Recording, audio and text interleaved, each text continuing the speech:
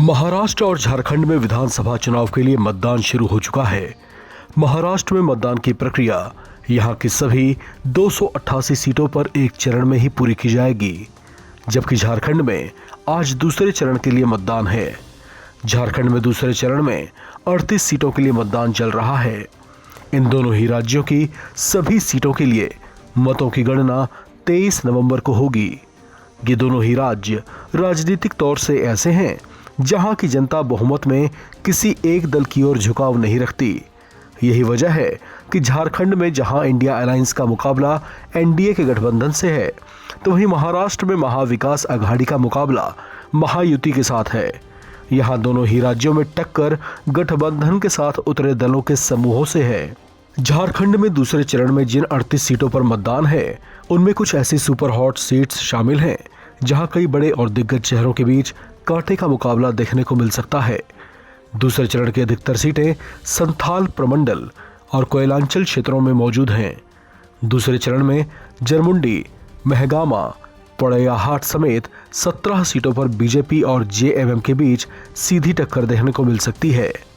इस चरण में राज्य के मौजूदा मुख्यमंत्री हेमंत सोरेन, पूर्व मुख्यमंत्री बाबूलाल मरांडी, पूर्व deputy CM Sudesh Mahato, speaker Ravindranath Mahato, वर्तमान मंत्री इरफान अंसारी, बेबी देवी, हफीजुल हसन और दीपिका पांडेय सिंह की प्रतिष्ठा दांव पर लगी हुई है।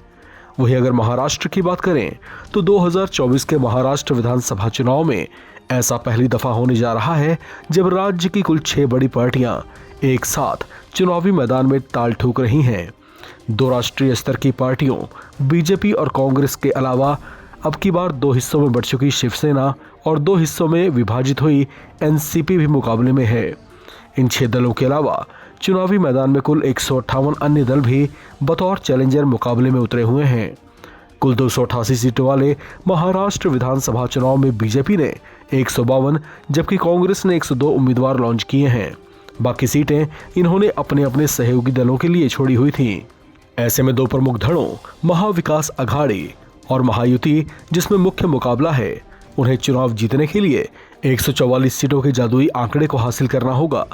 पिछले चुनाव में भी महाराष्ट्र की जनता ने स्पष्ट जनादेश नहीं दिया था, जिसके कारण गठबंधन की सरकार का गठन हुआ था। अब की बार भी यहां गठबंधनों वाले 2 धड़ों के बीच मुकाबला है। ऐसे में रोमांच इस बात को लेकर है कि अब की बार महाविकास अघाड़ी के उम्मीदवारों की गाड़ी कितनी आगे निकल पाएगी, या फिर प्रदेश की जनता महायुति को ही वापस सत्ता में लौटाएगी। इस खबर में फिलहाल इतना ही। बाकी अपडेट्स के लिए आप बने रहें एनबीटी ऑनलाइन के साथ।